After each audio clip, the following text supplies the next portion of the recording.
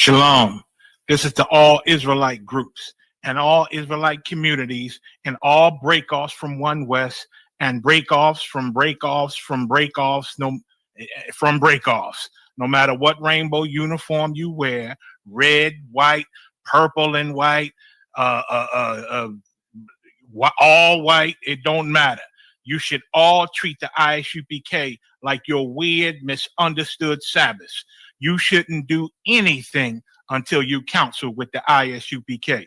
We'll tell you when and what to eat. We'll tell you who to marry. We'll tell you who to have sex with and how. We'll tell you how to resolve conflicts with your wives. We'll tell you how to resolve conflicts with your kids, your brothers, your sisters, your parents, your friends, everybody.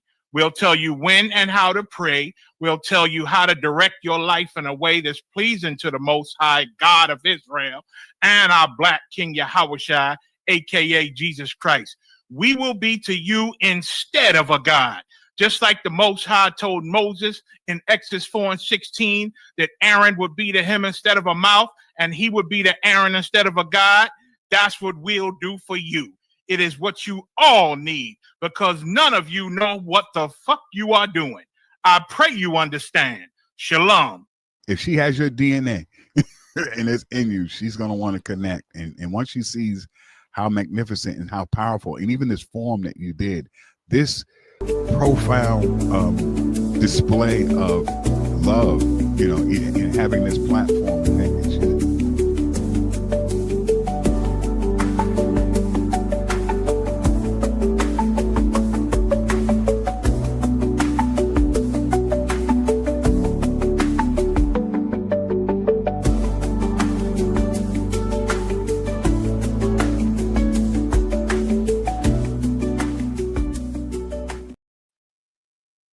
Shalom, Israel.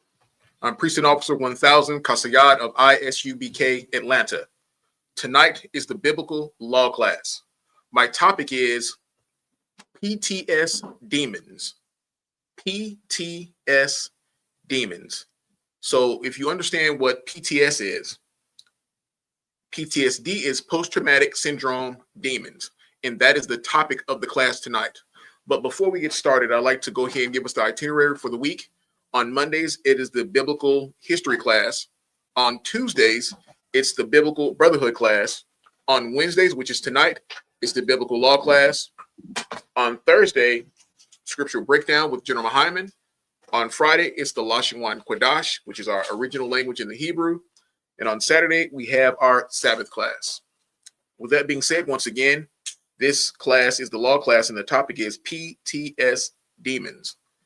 And the reason why I'm teaching this class tonight is because, like many of my classes, I want us to understand that the battle starts in the mind.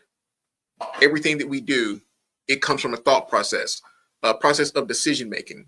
Should we do this? Should we not do this? Why do we do it? Why wouldn't we do it? It's how we think. That's what governs a lot of what we do. And if we're not in the truth, if we don't have the law, statutes, and commandments to adhere to, then really your brain is like a Scud missile. It's like a weapon that has no type of control over it. It just takes off and it's gone. But what I want us to do tonight, as I go into this class, this right here is for us to think about individually. We're going to look at things individually with PTSD, and we're also going to look at things as a whole, as a nation with PTSD. Now, when I say nation, I'm talking about the nation of Israel. And when I'm talking about the nation of Israel, I'm talking about Blacks, Hispanics, and Native Indians. That nation, God's chosen nation, God's chosen people. And the reason why I want to expound on that is because when I say nation, I'm not talking about nation of anyone else. In the Hebrew, nation means, you know, the race of people. So Blacks, Hispanics, and Native Indian are who I'm discussing tonight, because we are the people who are under the most stress. We're the people who are under the most mental anguish. We're the people who deal with PTSD practically on a daily basis. Oftentimes, when we hear the term PTSD, the first thing that we think of is someone in the military. You know, that's when the phrase is coined at, because they're talking about the trauma of either killing someone or seeing people being killed, because you see all matter of violence in the military, when you're seeing all manner of death when you're in the military. But what you have to understand is that PTSD doesn't just have something to do with the military and soldiers. PTSD is something that attacks the mind, and it's a place where Satan is, and Satan has mastered, become a master at hiding where people are broken at. You see, oftentimes with Blacks, Hispanics, and Native Indians, we don't even know that we are dealing with trauma. We don't even know that we're dealing with PTSD.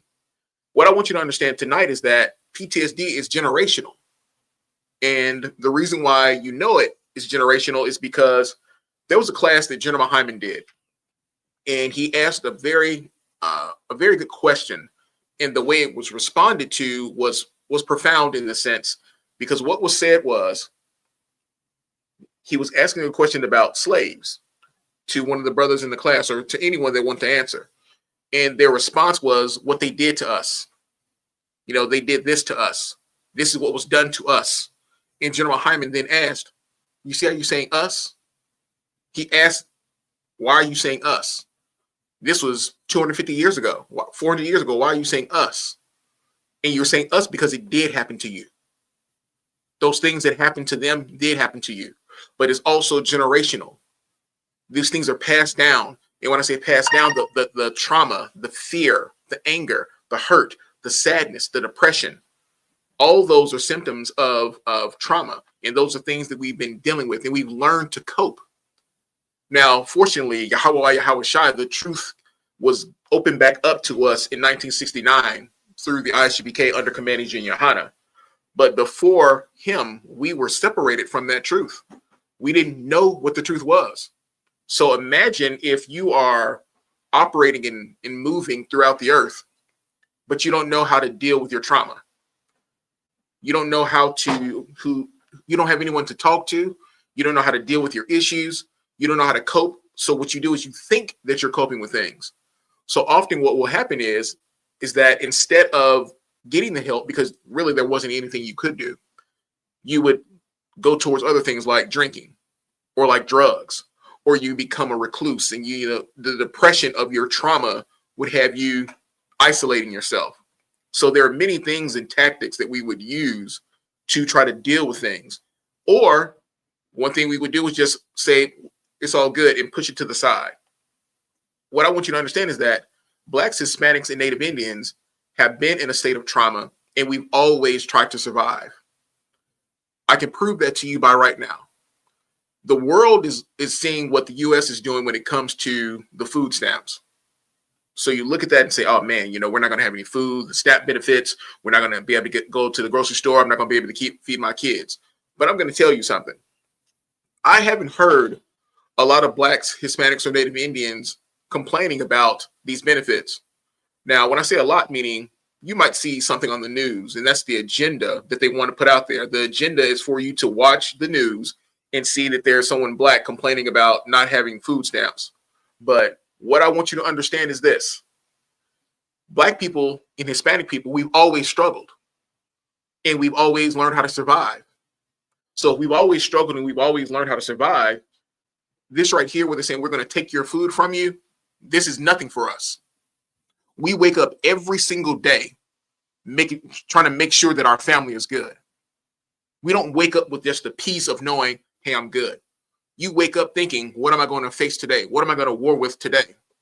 And then we go and we start our day and we keep on going, whether it be to work or whatever it is that we have to do. Then we make it back home to our family. We've made it. You're back to our loved ones. But we go through war every single day. There's trauma that comes with that. But because we are oftentimes in a constant state of trauma, we don't understand that there's PTSD in that. The PTSD demon is from things that have happened to you in your past, or things that you are preparing yourself to go through. So when you're preparing yourself to go through a particular thing, what that is doing is it's birthing something in you. Now, you've already had trauma that's generational. And because you know this, sometimes your mind will go into this place and it'll create a defense mechanism on how you're supposed to move throughout your day, what you're going to do, what you're going to say, how you're going to move. That right there in itself can create stress. That can create a heightened sense of stress within you because you're always having to be prepared in how you move. The oppressor doesn't do that. The oppressor doesn't get up and worry about where he's going to go, where he's going to be, who's going to say what to him, because he doesn't have these problems. He doesn't worry about anything. How do I know this? Just one of the things that I do when I go to my slave, it may be 5:30, 6 o'clock in the morning. I'm going through these nice areas downtown Atlanta on my way to my slave, and it'll be an oppressor jogging or walking the dog, or they'll have these 3-person strollers with all their kids in them, their triplets or their twins, and they're pushing a stroller down the street while they're jogging without a worry in the world. It's 6 o'clock in the morning. There's not even any sunlight out. They're not thinking to myself that something could happen to me. I could get attacked by anyone or dog attack. The police are going to stop and say something to us. None of those thoughts are on their mind. How they're going to feed their children isn't on their mind. What's going to happen when they go to work isn't on their mind. They wake up without a goddamn problem in the world. But with us, when we wake up in the morning, what's going to happen today? You might say to yourself, and I'm sure many of you have, man, if that nigga say something to me today, I'm going to go off on him. If my boss say this, I'm snapping. That's you already in your mind saying to yourself, you're going to go into war. That comes from trauma. That comes from things that you dealt with at your job. That also can come from dealing with racism in the workplace. You see, that's a trauma that we've all experienced, and we experienced that trauma together as a nation. Why do you think that they felt the need? Go ahead, Priest. It's like, so every question you make is, I want to ask a question. Even, it's safe to say, even just waking up every day, whether even if you hear your alarm going off, you still wondering, did you oversleep? Absolutely. Absolutely. That's heavy. And that's a mental bondage right there. Because when the alarm goes off, boom, you're like, oh, what time is it? Although you have the alarm set to go off so that you're not late to work, you still in your head might think, oh man, let me look at my clock. Did it go off in time? Right. Because you got to make sure that you got up and you go punch that clock for your oppressor. You see, we have to go to our slave. Understand that causes trauma. That's PTSD. Right. How many mornings have you woke up and you didn't want to go to work? You woke up and you contemplated life decisions and said to yourself, you know what? I got a bill that I got to pay. Am I going to pay it today, or am I going to pay it this week? Am I going to be able to take care of this bill if I quit? Let me start thinking, let me see. I got this coming on this check. I got this bill to pay. Because what you're doing is trying to decide, do you want to go to work? Now, of course, then you tough it out and say, nah, let me go ahead and get up. You know, I got bills to pay. I got my children to feed, my rib, what have you. There's things that you know that you need to do. So you get up and you go to work. But that's not the only trauma that I'm talking about as far as dealing with the racism at work. I'm talking about emotional trauma. You know, tonight I'm going to discuss being emotionally intelligent to be able to deal with your emotions, because oftentimes that PTSD demon is hiding in your emotions. But not only is it hiding in your emotions, that emotion that you have in your PTSD is a foundation of fear. Basically, all the things that I'll break down to you tonight, you'll see that fear is a part of it. The water. You'll see that fear is the foundation of the trauma, because that PTSD, what you do is you're triggered in a situation and you go into a heightened sense of protection so that you don't experience what it is that you're dealing with or that you're hiding. Now, you also have that you're hiding from. Then you also have that PTSD that you don't know that you have. That PTSD that you don't know you have comes in specific situations that trigger you when you haven't experienced it. Now, you can have a traumatic situation that happens to you, and in that time that it happened, there was a particular song that was playing. I can speak for myself. There was a song that I was listening to. I might have been in the 8th or 9th grade. And I found out that one of my friends in the neighborhood, his mom had died. Now, I thought it was a lie. You know, one of the other friends came over to the apartment and said, Darwin's mom died. And I hear this song. I'm like, man, don't be coming up here playing. Don't say stuff like that. And I kind of blew it off. So then the next day when I was at school, I saw Darwin. And of course, I'm thinking that must have been a lie because he's at school. So I went to him. I said, yeah, man, Rico said that your mom died, man. What? And he said she did. And he just had this look on his face. And I looked at him and I said, man, don't say no stuff like that. I'm saying this to the brother whose mother had died. Now, of course, he was offended because I questioned him because I just didn't believe it. And I should have, but we're like 8th and 9th grade. We're young. And I'm like, nah, don't joke like that. But this brother wasn't joking. So, of course, he was offended and he just turned and walked off. He was at school the very next day after his mom died. The very next day, he didn't stay home from school. He went to school. So that right there, I looked at him. I was like, oh, man, his mother really did die. And it was just his mother, him, and his little sister. His little sister had just been born. I say that to say the song that I was listening to or that was playing when I was told that stayed in my head for whatever reason. So after that, well, I know what the reason is. So whenever I would hear that particular song, it took me back to the moment when I heard that his mother died. So every time I heard that song, the thought of his mother dying traumatized me. I heard the song and I was like, oh man. And I would get sad because I would think about, hey, this is what happened when I was told that his mom died and I was hearing this music. So you can have instance of PTSD where it's triggered by music. Also, the thing that is most tied to your memory, if anyone can tell me, for those of you that are in class, anyone that's watching the class, can anyone tell me what is the sense that you have that's most tied to memory?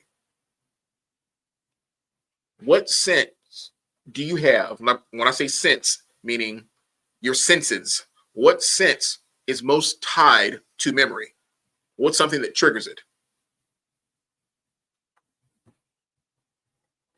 Go ahead, priest. Was you referring to sound? Well, that is hearing. That is a sense, but that's not what it is. I'll tell you. The sense that is most tied to your memory is your sense of smell. You can be in a situation where you smell something, and in that moment, you'll remember where you were. You'll remember a person, you'll remember a place, or you'll remember a thing when you smell something. For example, you might smell something and go, oh man, it'll remind you of a woman that you used to be with. Or if it's a sister, you might smell a cologne and be like, oh man, that's what so-and-so used to wear. Or you might walk into a house and there's a certain smell of something that, for example, your a cologne that your dad wore, or when your mom was cooking, there's a certain smell of something that when you might walk into another house, it might remind you of, oh, this reminds me of home. Why? Because it's something that you smelled. Go ahead, priest. That's right. So that's what you said, because even when I used to go on the road a lot, I smell something like from the wood burning or something like that. And it'll take you back to childhood memories like, dang, man, I wish I was still in that place out in the yard. You know what I'm saying? Something like that. Then also, too, every point you said, it goes to the stick on the topic. Like when, a sister may get molested or something, or a brother get molested, you hear what they say, they try to wipe the smell of them and they could. Right. That's a heavy point. All those things. So all this leads back to the mind. So when the scripture says that, or paraphrasing, we're talking about how powerful the mind is, when it's saying who can know it, I want you to understand that your mind is a machine. And the way it's wired, you don't know it. You don't understand the function of it. So something as simple as what we would say is a smell is that can bring back a memory or thought, that right there can be traumatic. Because you could smell something that brings back the thought process of something good. You can smell something that brings back the thought process of something bad. And it's due to a smelling. Now you'd say to yourself, well, how do I fight something like that? I can't fight me smelling something and it bringing back a memory, but actually you can.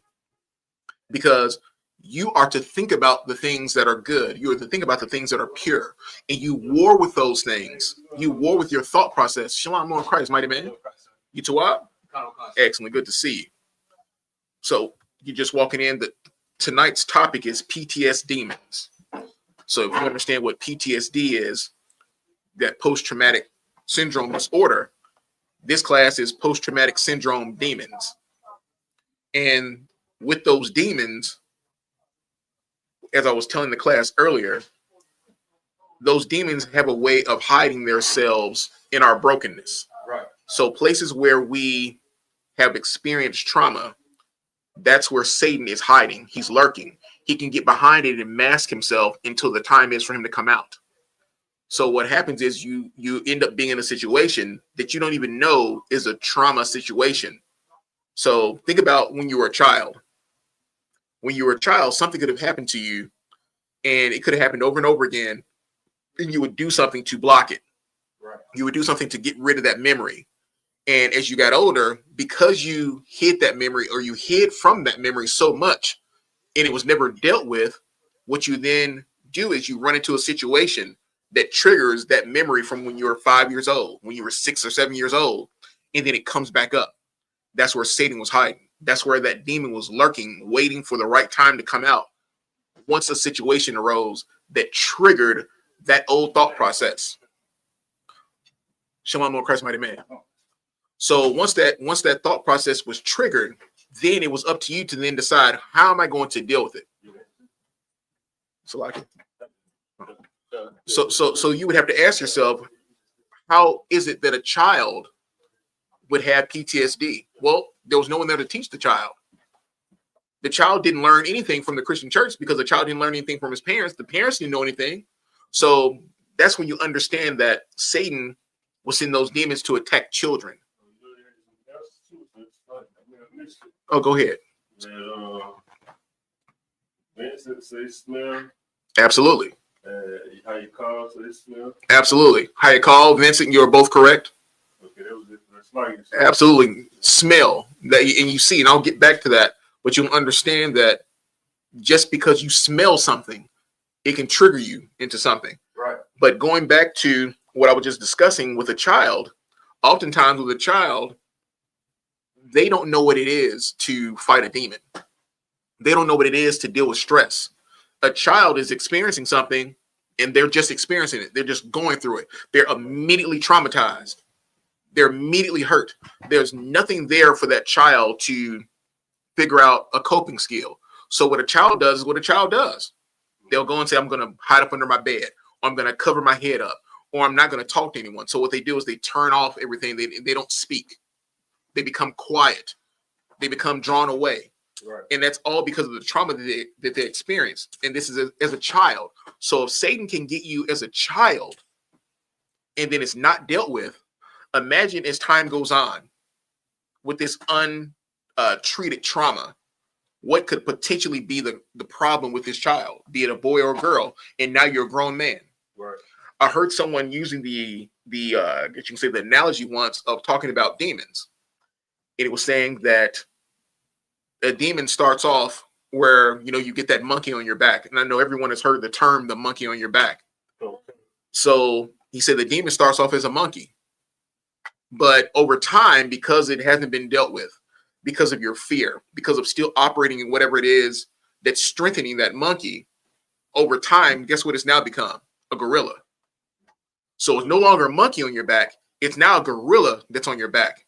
Now, when the monkey was on your back, you could probably fight and try to sling it off because it's a monkey. Now, it's going to be all over you trying to hang on, but you might be able to overpower it and sling it off because it's weaker. It's not that big. But over time, because you didn't deal with it, you didn't deal with that monkey, it became stronger. And then it became a gorilla. Now, I'm saying that in a sense like a monkey becomes a gorilla. That's not the case. But if you're looking at the analogy of it, it's in that same category. So it got stronger and bigger and bigger and bigger to where it came to something that you couldn't just get off your back on your own. You would have to have help getting that off. Someone would damn near have to kill it to get it off of you. So when the scripture is talking about where some of these demons, you have to fast and pray to get them off of you. These would be those things. When it comes to something like child molestation, when it comes to homosexuality, these things can be defeated. But what you have to do is you have to go to war with these things. You have to be taught how to go to war. Because if you don't know how to go to war, you are 100% going to lose. Right. So as I'm going through this class, I want you to know that Satan has mastered hiding where people are broken. He's mastered it, showing you how to put up a mask. and you don't even know why you're putting up the mask. You just know that there's fear there, but there's a fear there because of trauma. You don't know what the trauma is. You just know this is something that I don't like. Perfect example. I'm one of those people that are claustrophobic. I mean, I don't like for things to be closed in on me. I don't like real tight spaces. I can't stand it. I don't like it where it's thousands and thousands of people closed in on me, or if a wall is closed in on me, if I'm in a closet or in a tight space. I don't like those things. I feel like, oh man, there's a level of, I guess you can say, anxiety. Well, that didn't just happen just because everyone isn't claustrophobic. Everyone isn't that. So where did it come from? Where I can tell you where that came from with me. With me, it came from when I was a child and I would be babysat. I would go over to this place, over to this house, and the babysitter had an older son. The older son, his name was Wayman. And Wayman would pick on all the kids that came over there. He was older and he was bigger than us. And in the apartment, there was 2 mattresses that that they slept on. But what he would do is he would flip up one of the mattresses, and then there would be another mattress there. He would throw me in that mattress and then throw the other mattress on top of me, and then he would get on top of the mattress. So while he's on top of the mattress, I'm a kid, 6, 7 years old. He's 14, 15 years old. I can't get off the mattress. I can't get off from in between it. So it's dark. I can barely breathe. I can't move. I'm constricted. So he would stay on there, and I would scream and scream and scream, tell him to get off, tell him to get off, tell him to get off. And he would never get off. He'd just stay there. Sometimes he would sit there for what seemed like an hour. It might have only been 2 minutes, if that, but that's a long time to be in that situation. So finally, he would get off. I'd be crying, and I'm ready to fight. I'm ready to swing on him because of what he's done. And guess what I didn't want to do? I never wanted to go over there. Now, I didn't tell my parents, hey, Wayman's going to throw me in the mattress and sit on it so I can't get out. I would never say those things. I would just always get tense or upset or not want to go over there when I was going to be babysat, because I knew that if I went over there, that this was going to happen. So that was a sense of trauma that created something. And that trauma that I went through created me being claustrophobic, me not wanting to be in tight spaces, because that was something that I experienced as a child. Now, when you're looking at these things, you can understand that's where it was hidden. So the traumatic experience was putting me in the mattress and closing me up. It was dark and I was helpless. I couldn't move. I was a child, so there was nothing I could do. Someone was stronger than me, and I couldn't beat them. I couldn't be stronger than them. So because of that traumatic experience, what it did was it caused me to fear that situation. I didn't want to go over there, and I didn't want to be in a situation now where I'm closed up and I can't fight and get out. That right there is trauma. That right there is something where now, as you're older, and just say you get into a situation where the walls are closing in, because I'll think to myself, like, for example, where I work, I work at several different locations. Some of the locations I'm on the very first floor. When I go to the first floor in certain areas, there's no doors for me to get to readily, not quickly. So in my head, what I'll think to myself, what am I going to do if the building were to come down? Because I can't get out. The entire building is on top of me. I can't escape from this. That thought process came from a traumatic experience as a child. So what I want you to understand is that Satan gets on you when you're a kid. That's where he works at, when you're a baby, when you're a child. Because if I can get you here and it cause you to start sinning, if I can get you here and cause you to be fearful, then what am I going to do? I'm not going to adhere to the scriptures because I don't know what it says in 2 Timothy. I don't know what 2 Timothy 1:7 is telling me. Matter of fact, pull up 2 Timothy 1:7, Baba Kashai.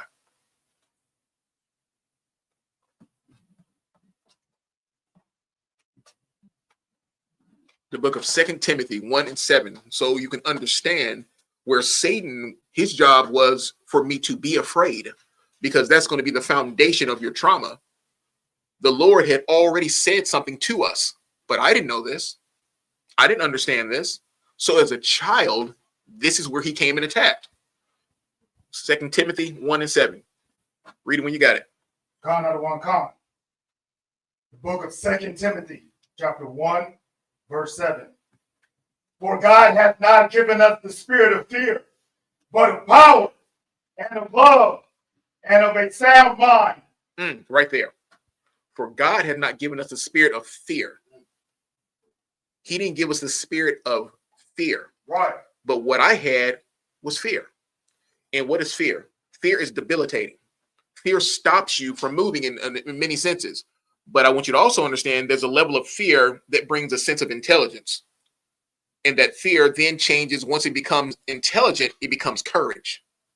So that sense of fear, before it becomes courage, it stops you, it debilitates you. And debilitate means to stop you from moving. You aren't able to do what you need to do in order to get a job done, in order to say anything, in order to move. Because fear makes you stop and go, what do? I'm scared. I don't want to do anything. Sometimes fear will make you fight. It'll make you react quickly. All of these are trauma responses. So when you're looking at PTSD, as I was saying, matter of fact, we have a brother in here who's in the military. If he wants to speak on it, I'll definitely open it up to him. But oftentimes when people look at PTSD, they always equate it to the military because of what soldiers see, what soldiers experience. But Blacks, Hispanics, and Native Indians experience PTSD every single day. Right. I'll give you a perfect example. A perfect example of people who are right now in fear. And those are our brothers that are in those cages. Right. Our Hispanic brothers. Right now, they are in fear. Right now, the very experiences that are happening to their goddamn children, being separated from their mother and father, right, put in a fucking cage, right, Salakia, by these goddamn devils, keeping them away from their parents. What do you think that does to them? Right. That causes trauma. Right now, what they'll have is separation anxiety. Right. Their mother and father won't be able to go anywhere if they ever get reunited.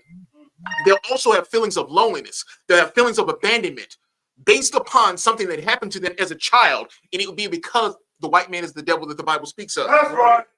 That's why that would happen. When I see these children and what they're going through, when I see them crying because their parents are taken from them, it's not just in that moment. I'm seeing the trauma that they're going to go through.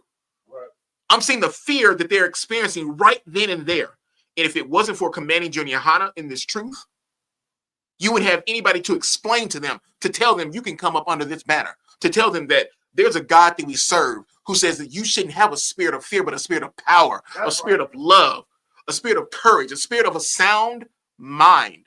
Because if you have a spirit of a sound mind, guess what? That means that you're defeating the PTSD because your mind is sound. You're able to think clear and operate how you're supposed to. But in order to do that, you have to be able to follow these laws, statutes, and commandments. Now, when you have a child, does the child know the laws, statutes, and commandments? Absolutely not. But guess what? In the I.S.U.P.K, children learn the laws, statutes, and commandments. We have children that are born in this truth every single day. We have brothers that come into the school and they bring their children with them. They bring their sons. They bring their daughters. Those children don't have to go through what we went through. Right. Those children are getting the opportunity to learn that I don't have to be afraid. Right. Because I serve the Most High God, Yahweh. Right. That's who I serve. And he said for me to not have the spirit of fear. Right. So when you look at these things, it is up to us to be able to go to war for our brothers and sisters who don't know these things. We have to let them know, here's how you operate. Here are the things that you are to think about. Here's how you war against those traumatic experiences. But I'm going to continue. If you brothers have anything you want to chime in on, let me know. Absolutely. So I'll continue. With that being said, I want you to see that you use a coping mechanism in your trauma and how you hide from it. And what we're going to do is we're going to discuss tonight how you'll see, or where you see that it's revealed through triggering experiences. Because like I said, you don't know that you have trauma until you're triggered. Right. And that's where Satan, I'm telling you, he plays this game because Satan is very patient. He's patient. The demons are patient. They can wait you out. You understand that? Demons can wait you out. Right. Oftentimes, what the demon will do is wait for instructions. Who is the demon waiting for instructions from? Anybody in the class tell me. If you tell me this, I'm going to be impressed because it's on the topic of tonight. Who is the demon waiting for instructions from on how to move? Go ahead. Shalak, is it Satan? No. They can get their instructions from him, but who else? You. Absolutely. Okay. These demons wait on their instructions from you. How you move and how you react is then where the demon goes, got him. Now it's time to move. Right. If I see something and I react to it with anger and I want to attack it, the demon's like, got him. Now I'm going to hop in there. Right. Once the demon is hopped in there, now all of a sudden you created the response by reacting to it. Once you created the response and you react to it, now the demon goes, I can use this on him, because that right there is what triggers him. I'm going to back up for a little bit and I'm going to wait. I'm going to let another situation come. And then when it comes again, I'm going to attack again. So what it does is now you're starting to get enraged. What has happened now is your anger has given birth to you actually doing something. So there's stages that you're going to go in and how you respond and how you move. There's going to be certain stages that you operate in. So you responded, that's one stage. Responding is seeing it and getting angry and showing that. The next one is now you're going to do something. But what does the scripture say? The scripture says to be angry in what? Matter of fact, bring it on the precept. Okay. Be angry in what? He wants y'all to look it up.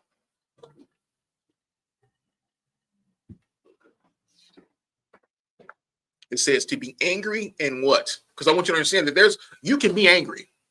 There's nothing wrong with being angry, but there's something that you don't do.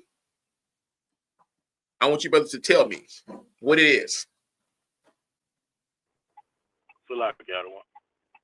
Go ahead. Go ahead, mighty man. Shalom, Yahweh. Shalom, Yahweh. Hashem Yahshua Barakatah. I don't want.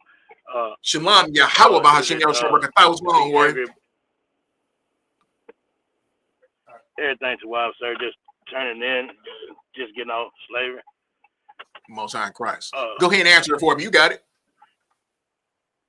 Come on, would it be angry but sin not, sir? You got the precept? Are you able to read, or are you driving? I'm driving, sir. Okay, hold on. The warrior here got it. Go ahead. You are correct. I'm gonna let the brother read it. You're correct. Go ahead, priest. The book of Ephesians, chapter 4, verse 26. Be ye angry and sin not. Be ye angry and sin not. So there's nothing wrong with being angry, because you can have a righteous anger. Right. I just displayed to you what righteous anger is by knowing what these goddamn devils are doing to my Issacharite brothers and sisters. Right. I want to put hands on them. I want to do damage to them, but I'm not. Because the scripture says what? Vengeance is mine, saith the Lord. Right. So what the Lord can do, I can't even fathom the thought process of what I want to do. It's nothing compared to what the Lord's going to do. Right. So the scripture says to be angry and sin not.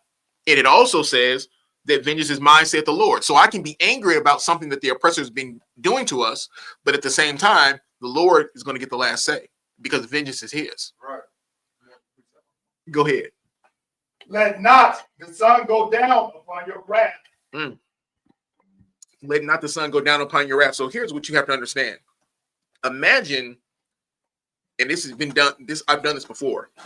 I've been angry about a situation, especially when I was in the world, where it wasn't dealt with. I didn't know to go to he and thee alone. I was in the world. So I could be angry about something and then not deal with it. And then the next day when I woke up, guess what? I would be even more angry. Right. The sun went down upon my wrath. I woke back up and was ready to get to it. And oftentimes I would get to something. I would do something that I shouldn't do. Now that right there also leads into trauma. I'm going to get a little bit personal with you, and I'm jumping ahead of myself, but we'll get to it. When you do things that you shouldn't do, especially after you've come into this truth. Now you'll experience it before coming into the truth, because you'll have some sort of a conscience. But there's things that I've done in my life where it caused traumatic experiences where I couldn't go to specific areas in Georgia. I might drive through an area and remember, well, I did this right here, or I did this right there. I would know where I did something at, and I wouldn't want to go through there. It would be like there'd be some sort of cloud in the area. I'm like, man, I never want to go to this part of Georgia. I never want to go over here. That was because of the trauma or the PTSD that I created. It was something that I did that caused me to have these latent thoughts, these memories of something that I used to do or that I had done. And then when I would come up on that area and see it, I would think about it. And guess what? It would be anxiety. But guess what that anxiety would be based in? What would the anxiety be based in? If you're listening to class, what is anxiety based in? What is the foundation of anxiety?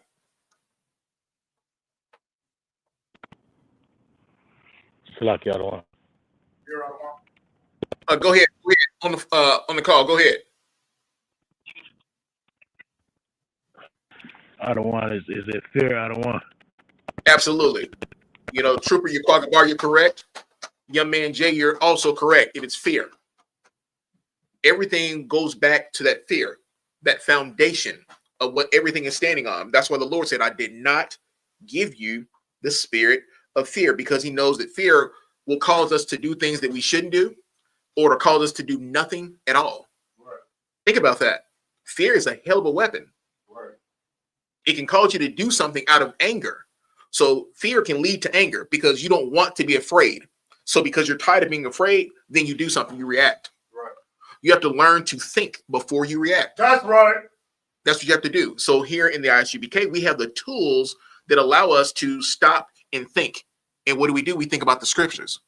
We think about what the book tells us in the book of Philippians on how to think, the things that we should think on. Right. Think on these things. Things that are just, things that are pure, things of good report. These are the things that we think on. And when we're thinking on these things, guess what it's doing? It's going to war with that PTSD. It's going to war with those demons that are hiding, that are lurking and waiting to come out. That's what it's doing. Right. But I'm going to continue. You'll see that it's revealed with triggering situation, when triggering situations arise, and then the mask starts to come off. So when that mask starts to come off, right now you're shielded. You're not even seeing what's going on. But then when a situation comes, you can hear it. That's a sense now. You can hear what's going on.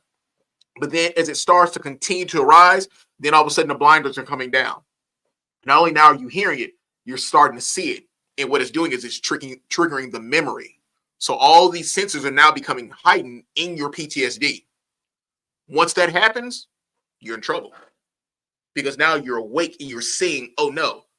So what is your fight or flight response? When you're trauma, you're like, well, shit, I don't want to deal with this. So you come up with a way to deal with it. You turn away from it. Oh, I don't want to deal with that. And you cut it off. So what happens is you have problems in your life that you then don't deal with. How do I know this? I had a problem with my temper, with anger. And when you're a person who's have a hot temper, that doesn't make you tough, cool, or anything like that. It's effeminate, really. Right. And I was someone who was very hot tempered. I'm going to go into those things that cause that temper because there was trauma that created that. From that trauma that created my temper, I wouldn't think first. Something I would see and boom, I'm on it. It's like you would let a pit bull off on something and then he gets on it. That's what I would do. My temper caused me to want to fight. My dad would tell me, you aren't going to be able to fight everybody. Eventually someone's going to shoot you. Right. Because I wasn't thinking. I didn't have the tools to stop and say, hold on, let me stop and think first before I do what I do. But over time, I became a little bit more mature, but then there was also a level of fear. Here's what I'm talking about. There's a fear that brings forth a little bit of intelligence. And that fear response that brings forth intelligence also now becomes courage. So now it's now on the right-hand side and no longer on the left-hand side. Because the courage is to recognize this is a situation that could cause me harm. So the fear made you think about that, but the courage made you stop and think of what you should do. Right. Now, being in this truth, I can now apply these tools. I can look at these scriptures and understand what the Lord is saying to me, how I'm supposed to think, how I'm supposed to move, how I'm supposed to practice these things, how I'm supposed to always move with righteousness. Right. And moving in that righteousness, that means I'm moving within brotherhood. That's right. So if I'm having a traumatic experience on something against another brother or sister, now instead of responding with that traumatic emotion, I can now respond in brotherhood. I can now say, you know what? I'm supposed to forgive my brother 70 times, 7 times. That's what I'm supposed to do now. Instead of reacting it and going, you know what? He made me angry. I'm about to do this to him. She made me angry. I'm about to say this to her. That's an emotional fear response based out of trauma. So when we're looking at that, what you'll find is that many of us, Blacks, Hispanics, and Native Indians, live with PTSD every day, and for many of us, our whole lives. You see, when you've never biblically been taught how to fight or to recognize that you face these deep-rooted demons, you then don't know until you're in it. So tonight, for some of you, the class is going to cut you. Right now, I'm being extremely transparent with many brothers on things that I've warred with. And the reason why I'm being transparent with you, brothers, is so that you can understand we all have to go to war. Now, we don't all have demons, but we all have to fight demons. Some brothers have defeated their demons, and they don't have demons, but they have to war against demons. Right. Because if you didn't have to war against demons, guess what? You wouldn't have to keep the old man at bay. And that's what you're doing. When they're saying you're getting rid of the old man, that's you fighting off the demons. That's you not going back to the old shit you used to do. Right. So you're keeping that at bay. You can't keep it at bay when you're dealing with PTSD. That's why, and I'm going to say something, I want you to catch this. The old man is never truly gone. You have to fight to keep the old man away. People say, well, the old man is dead. Yeah, you are killing the old man, but the old man is waiting behind that traumatic experience. Here's how I'm going to respond. I'm going to respond in the way that I would respond in the world now that I've been triggered. Or I use these tools and then I keep the old man at bay. Think about that. Think about how Satan tempted Yahushua. Yahushua was fasting and he wanted to come up to him and said, you know, if you want to eat, just turn that into a loaf of bread and go ahead and eat. Or I go even heavier. He wanted Satan to step off the cliff. Salakia. He wanted Yahushua to step off the cliff, just jump. He wanted him to commit suicide. That's what he wanted him to do. He wanted him to commit suicide. But what the Lord did, the Lord used the scriptures to fight against Satan. You see, Satan's job is to prove us not worthy of this truth, to prove us not worthy of the kingdom, to prove us not worthy of what the Most High God has given us. That's his job. Satan is one of the most, what do you want to call him? He's one of the most faithful servants. Now, for those of you who are Christian and you're hearing that, you're like, oh, they're Satan worshipers. No, Satan is an angel. Right. And Satan does the bidding of our Lord. So if he tells, go do this, then he does it. How do we prove that? Look at the book of Job. I don't have to go any further. Go ahead, priest. That's right, sir. The brother just said, Vincent Price, 4799, said that just put me in the mind of when I lost my dad when I was 2 years old and never could understand why I used to be so mad as a kid. Absolutely. And, may your father rise again, brother. May he rise again.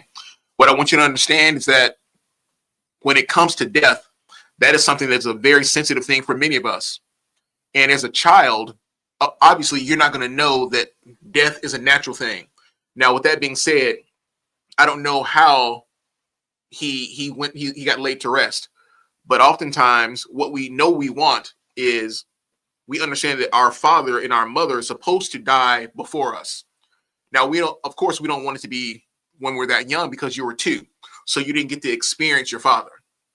But one of the things that could cause the trauma in that is that when you're out, as you're growing up, you're getting a little bit older, 5, 6, 7, 8, and you're going to school or you're out in the park or you're at certain locations, you're going to see other kids with who? Somebody tell me who he would see other kids with.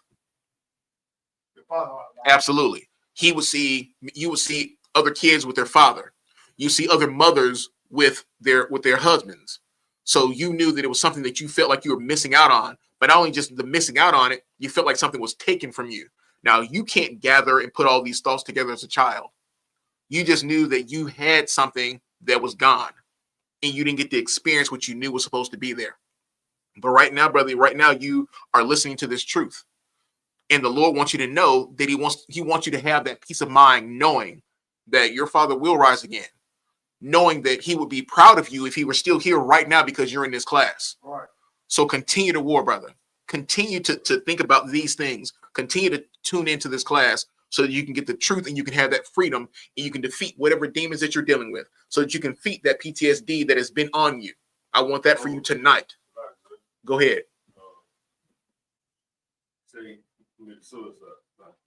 Salakia. Well, I will say this to you, brother. May he rise again. Because here's what I want you to understand when it comes to suicide, and Michael, I'm going to get to you. When it comes to these things, we don't know what causes a brother to commit suicide. We go through a lot of traumatic experiences. Well, I'll say this, we do know what caused it. We felt like we didn't have another way to go. We felt like it was something that we couldn't deal with, but it was also the topic, is Michael, I was just saying, PTSD. You see, when you have a traumatic experience in something in your life, it can happen when you're a child or it can happen when you're older. I don't know for your father what he may have gone through, but whatever it was, even if it's mental illness, he experienced something that made him feel, I can't go on any further. But I want you to know this, regardless of what he did in that moment, your father loved you. Right. But he was dealing with something and there was no outlet. There was no Christian church to tell him what to do. Right. There was no Christian church to say, put on the armor of God, because they didn't know how to tell him how to do that. Right. Because there was no I.S.U.P.K to tell him, which it could have been, but he didn't get to hear it. Right. But now his son is getting to hear it. And guess what you're doing right now, Vincent? Right now, you're breaking a generational curse. Right. Right. That's what you're doing by being in this class, watching it right now. That's what's happening in this moment. So I want you to be proud of that, brother. I want you to make sure that wherever you are, that you make it to one of these classes. If you're here in Georgia, make it to the I.S.U.P.K Atlanta. Wherever you are, make it to class so that you can be around these brothers to strengthen you up. So that if there's anything that's lurking in you, we will stop it out together. Right. We'll make sure that you aren't dealing with the PTSD or the trauma from losing your father the way you lost him. Right. So once again, may he rise again.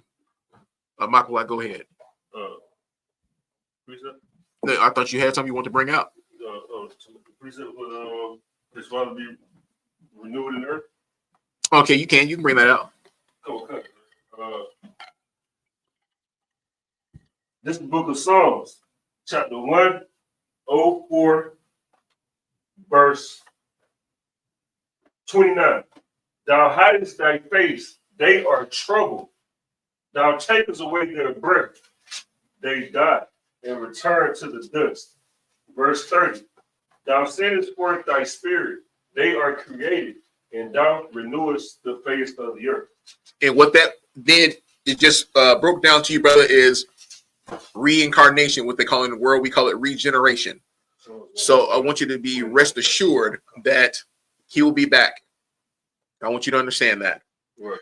Now I'm going to go on here and continue what I was saying. So tonight, for some of you, this class is going to cut.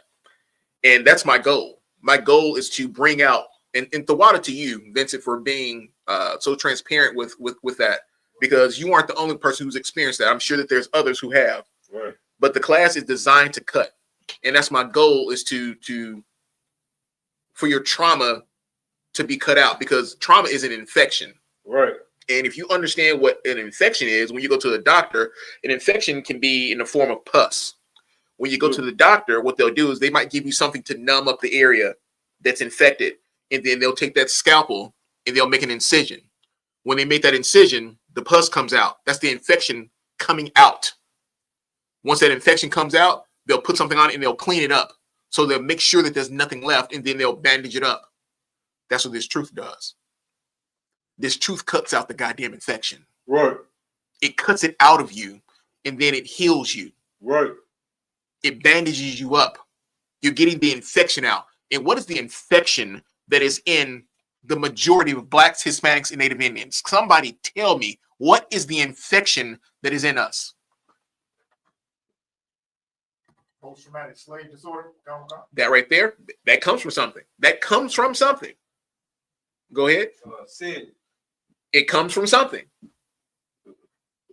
Disobedience, sir. That as well. I'm going to tell you what it is. Go ahead. Is it Stockholm syndrome? That as well. But guess what? Guess what all these things come from? Christianity. Oh, damn. Every bit of this comes from Christianity. Right. We have PTSD because of Christianity.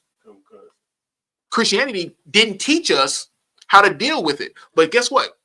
If Christianity was so good, why are the rates of trauma amongst blacks the highest rate amongst any race? Go ahead. Benson said, and it's like,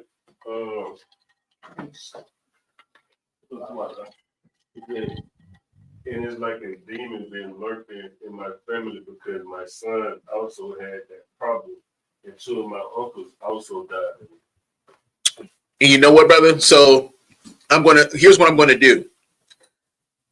I'm going to make it so that you can get counsel if you would like to get counsel, because you definitely would need that. And like I said, you are in the right place for it. Right.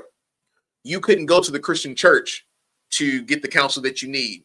So there's a reason why you're in this class tonight. Right. So with that happening to your uncles and with your son having this thought process, it's up to you to war for him. It's up to you to war for your family. Right. That's what it's going to be. It's up to you. So I'm going to be praying for you and your family tonight, along with these other warriors that are going to be doing the same thing. Right. So what I'm going to do is, before class is over, I'm going to make sure that Michael Locke puts my personal number in the phone, and then I'm going to get your information so that you can get counsel over what it is that you're dealing with, what your son is dealing with, so that we can war against this. Because I'm not going to let you fall. Right. I'm not going to let your brother, your son fall, or anybody else in your family. The Lord is going to step in on this. Right. Like I said, there's a reason why you're in this call, brother. That's right. There's a reason why you're watching this class. The time now to defeat it all is right now. We have to go to war against this. Brotherhood is a weapon. Right. And we're going to use that weapon to stomp out that spirit of fear. That's right. Because that's what it is. It's a spirit of fear. So with that being said, now I'm going to ask the question. And what you'll realize with me, oftentimes I like to get definitions of a word. So I want you to tell me what PTSD is. What is PTSD? Go ahead, priest. Post-traumatic stress disorder. Correct. Now I'm going to go ahead and go a little bit further into that. So PTSD, being a post-traumatic stress disorder, is a mental disorder occurring after an extremely distressing, stressful, or frightening event. I'll say it again. A mental disorder occurring after an extremely distressing, stressful, or frightening event, and characterized by symptoms such as reliving the event, avoidance of anything that is a reminder of the event, withdrawal from social interactions or previous activities, an increase in feelings of anxiety, anger, sadness, shame, or guilt. That's heavy right there. Because what I just said, anxiety, anger, sadness, shame, or guilt, there's not one brother in this classroom or just watching this class who hasn't experienced that. That proves to you that every one of us have had these reactions to PTSD, to trauma. Today, I want us to learn how to deal with those things. I want you to hear that again. Increasing feelings of anxiety, anger, sadness, shame, and guilt. Right now, there's a level of anger that I'm experiencing when it comes to what's happening to my brothers and sisters that are being deported. There's also a level of sadness of what's going on, and that sadness brings me to a tear. But at the same time, I know that the scripture says, happy shall he be when he gets to dash their heads against these stones. That's what the scripture says. That's the vengeance that I want to see. That's what I want to have happen. I want you to go through what we went through. I want you to taste that. I want you to smell that. I want you to hear that. I want you to experience what we experienced. But there's not going to be an end for you. You're going to go through those things. And you get to go through it for 1,000 years. Slowly. And then you'll be done. You'll be eradicated. You'll be an infection that's done. But you're going to experience what we experienced. Right. You're not going to tell me that our people having gone through trauma when our goddamn babies were fed to alligators. Right. That's PTSD.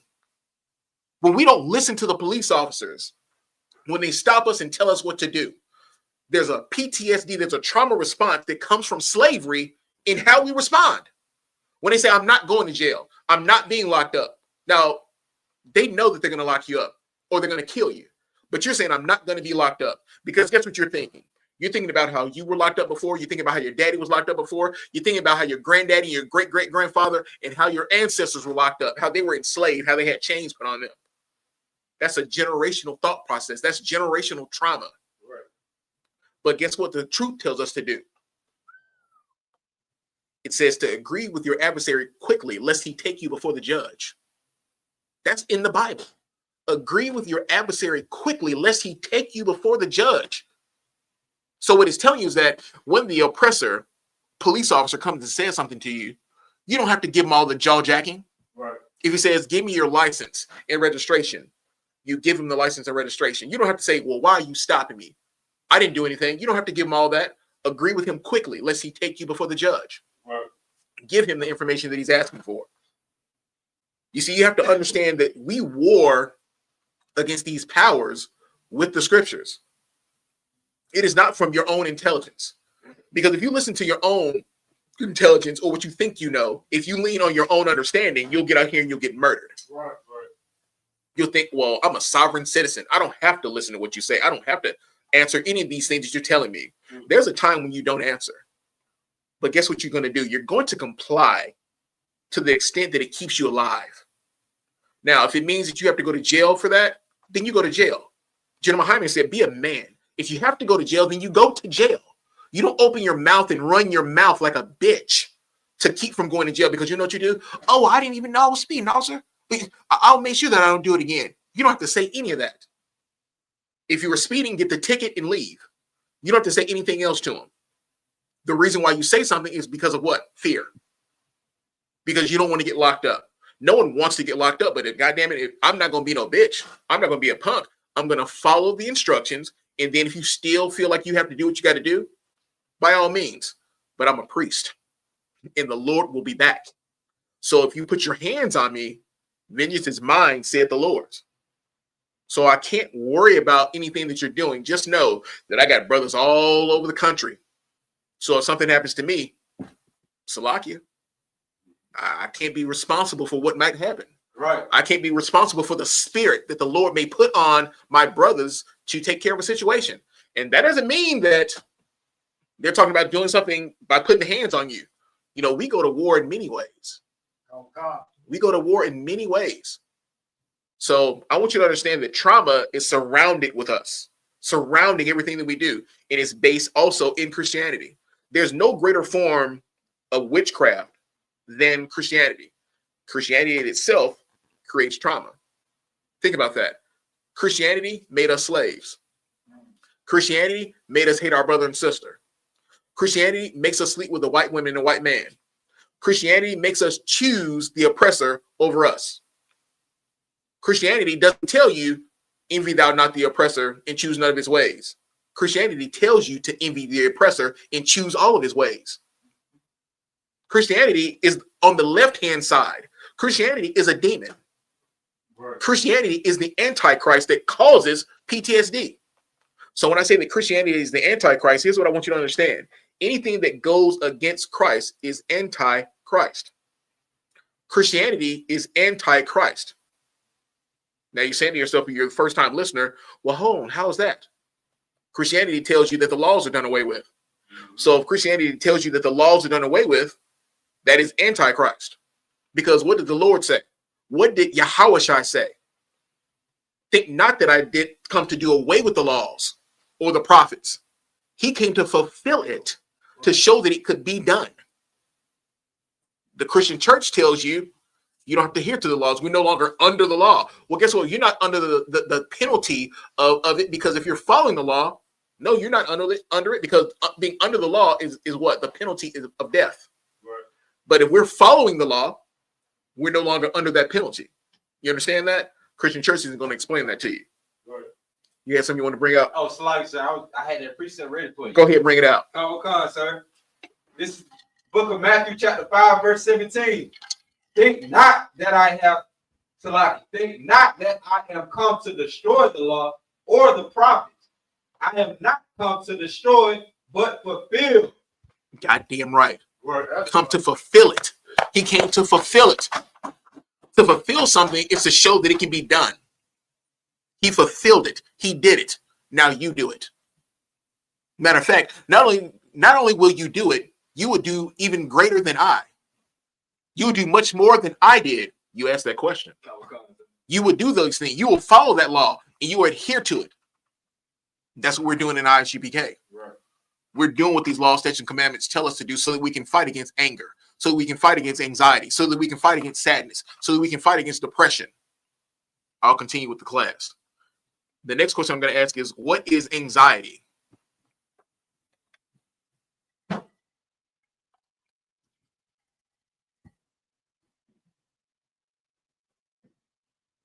As I said in my classes, I want you always to understand that I want you to bring out your Bibles, your dictionaries, so that you can answer the question of looking a word up.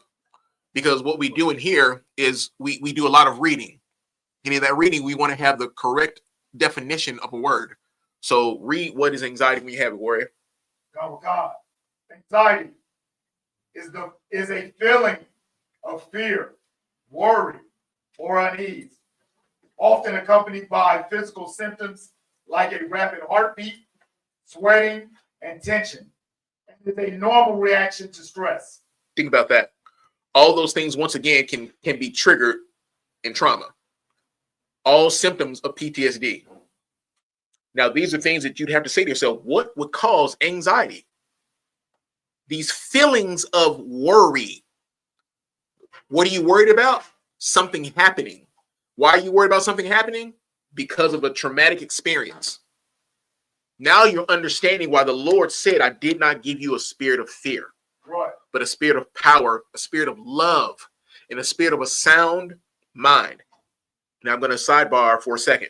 When it comes to your mind, and it's not really even sound sidebar. When it comes to your mind, how we think determines how we move. Because the entire war that we are facing, that we deal with, is in the mind. The entire war. Everything that we do is right here. The decisions that you make is right here. How you deal with anything is right here. What you think, here. Why you say it, here. When you said it is determined here. In the heart. It's in your mind. The entire war is right there. So before coming into this truth, you have to be the person to ask yourself, do you have the ability to govern your own thoughts and to not think about things and to cut it off? Because the scripture tells you the mind is deceitfully wicked. Who can know it? When it's saying who can know it, it's telling you you don't know it. You have no idea how powerful your mind is. The entire war is right here. So you can either decide to go down the rabbit hole, or you can say, you know what? I'm not going to drive down that road because I know what's at the end of that street. But you can't do that unless you have the ability to stop and think first.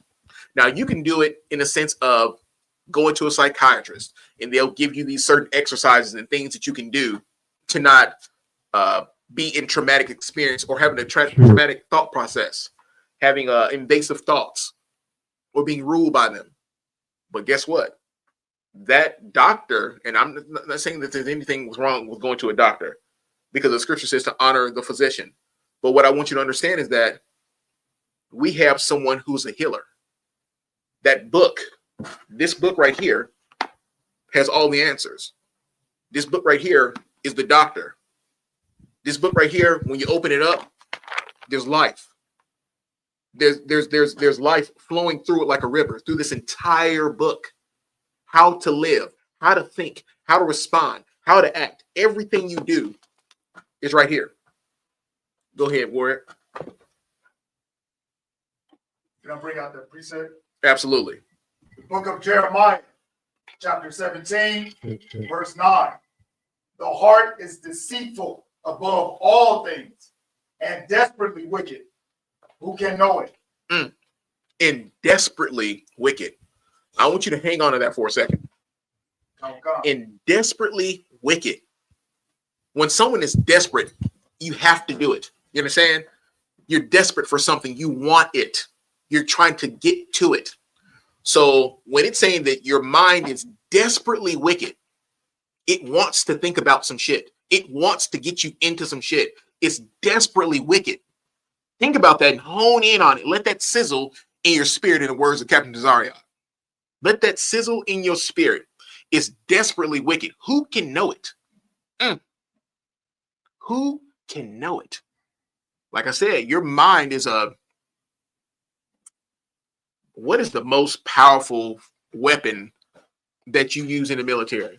What would be the most powerful gun? The most powerful gun? Mm-hmm. A Mark 19. Mark 19. So imagine you're pulling the trigger on a Mark 19. It's the most powerful gun that you can use. Your brain is 1,000,000 times more powerful than that gun. That gun doesn't hold a candle to how your mind thinks and how it operates, because it'll take you into a place that you didn't know it will take you to. It'll drop you off there and you won't even know that you're there. Here's what I mean when I say this to you. A mind that is not oiled with the truth is an engine that's got a lot of friction and it's just going and it's just going and it's just going and it's just going until it locks up. When it locks up, guess what? The engine's done. When your mind locks up because it's just going because it isn't being oiled, your mind isn't being oiled with that truth, guess what comes from that? And I'm going to say something that's going to cut. Suicide can come from that. Because your mind has gone into a place where it is gone and gone and gone and gone, and nothing was there to stop it. There was no oil there to lubricate those joints and those ball bearings and those pins while it's going and it's turning and it's moving so they can move smoothly. It's all kind of, there's a reaction. There's dirt and grime getting into it. Every single thing that is over the time while you're driving is getting in there and getting dirtier and dirtier and dirtier, and there's nothing clearing it out. That's why when you have to get an oil change, you're getting an oil change to now put new oil in there. Absolutely. You're putting new oil in it. Guess what you can't put something new in? Think about the scripture. What you can't put something new. Go ahead. So like I said, you can't put new wine in the old wine. I'm paraphrasing now. Absolutely. Find that precept. Sir. Find that precept. You have to be able to empty it out. You can't continue to move how you move. You can't take in the knowledge and understanding and put it and mix it on top of your own thought process. You have to be emptied out coming into this truth. Go ahead. Sir. This is the book of Matthew chapter 9, verse 17. Neither do men put new wine into old bottles. Else the bottles break and the wine runneth out and the bottles perish. But they put new wine into new bottles and both are preserved. So guess what? That's what prevents suicide. That's what prevents the PTSD. That's what prevents that demon from coming out. That's what helps you to go to war. That new wine is this truth. Right. You have to get rid of that old wine. And guess what that old wine is? Christianity. Right. Those old lies that you've been told. Now you need this new, this old new truth is what you need. Right. That's what you need. I want you to remember these things. Right. This is how you go to war. Everything I told you. There's a river of knowledge. There's a river of life flowing through this book from one end to the other. That's right. The scripture lets it be known that you can find me in the volume of the book, is what it says. He's all through this. The answers are here, and the oppressor cannot teach it to you. The Christian church cannot teach it to you. Not a Pentecostal, not a Baptist, not a Methodist, not a Lutheran, not a Catholic. None of them can teach you this truth. But the I.S.U.P.K. under command of YAHANNA can. Right. And he's been doing it since 1969. We are the home of the truth. And if it is not from us, then it's not the truth. Right. If you don't believe us, challenge us. Y'all are watching these classes. And when you watch the class, guess what you do? You take it and you take the breakdowns back to those purple faggots. Right. That's what you do. And then what they do, they try to put their old wine on this truth. Right. And then they teach it to you. And guess what you do? You go and kill Joy Morgan. Right. You go and sleep with transvestites. Right.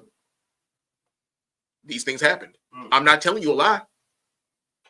So their PTSD got the better of them. Their intrusive thoughts took over. And guess what they did? They took lives. You see, when the sin has given birth in you, you're in trouble. We don't inseminate the birth. We don't get the sin pregnant. They're sleeping with the sin. And then it has a baby. And then that baby is death. That baby is lies. That baby is deception. That baby is PTSD. That baby is demons that sit back and lay in your head and don't move until it's time. It's like it's dormant. These lies can sit there. So when I tell you that Satan is patient, he's patient because it'll lie dormant in you. Someone can be sick. Someone can have an illness that doesn't trigger because it's dormant. It hasn't done anything yet. And then something, it could be age, it could be something that you ate, it could be another agent that mixed with something that caused it to then trigger. And then next thing you know, you're sick. So it takes the right chemistry, the right science, the right formula. You take Christianity and you put it, because Christianity is a lie. Right. And then you mix that with trying to heal someone because you're trying to use not the laws of God, but you're trying to use your own understanding. Once you put that combination together, that formula creates death. Right. It creates trauma. It creates PTSD. It causes you to do what? To lean to your own understanding. Right. But the scripture says to do what? Lean not to your own understanding. Absolutely. Give me the precept. Go ahead. I don't know if Charles was trying to ask a question or, with the case may be, he say slightly, sir, if I may learn anxiety precepts. And he dropped several precepts. So I'm not sure. You want to ask and who is that? Elder Charles, Elder Charles, Brother Charles, Charles. Oh, he said learn anxiety precepts. Right, I'm not sure. Okay, no sweat. Like I said, if he's watching the class, so continue to watch the class because the class isn't over. So since the class isn't over, more precepts will come. The water to you. Go ahead, mighty man. The book of Proverbs, chapter 3, verse 5. Trust in the Lord with all thine heart, and lean not unto thine own understanding. Absolutely. Because if you're not trusting in the Lord and you are leaning to your own understanding, you're now strengthening your trauma. Right. You're strengthening the demons that are waiting to respond because you're leaning onto your own understanding. So what you're doing is you're trying to deal with it yourself. Matter of fact, you might even try to use scriptures out of context on your own, thinking that you're dealing with your problem, but guess what? You've never dealt with it. Right. I found these things out for myself.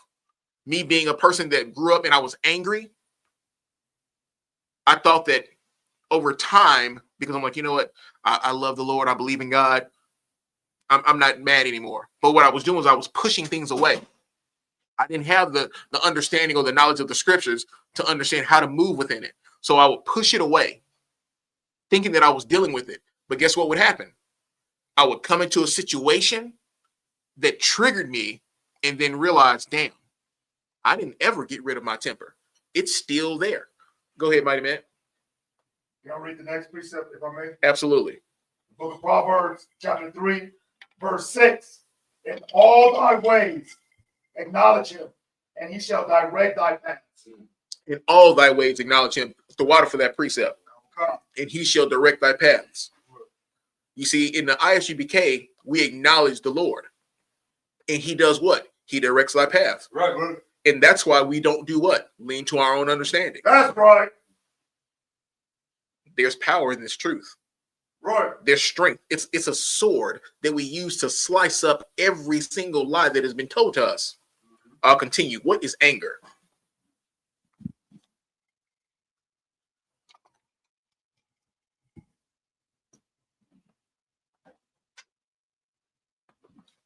Go ahead.